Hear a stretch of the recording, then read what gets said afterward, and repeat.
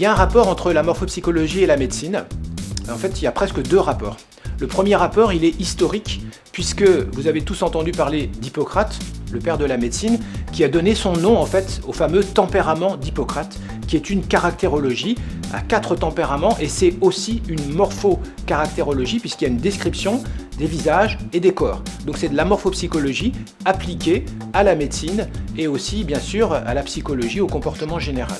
Donc ça c'est le premier point. Ensuite, toujours dans l'histoire, ce sont essentiellement des soignants, des médecins en général, occidentaux pour faire simple, qui ont développé, enrichi, validé la morphopsychologie, et en particulier au dernier siècle, ce sont des psychiatres.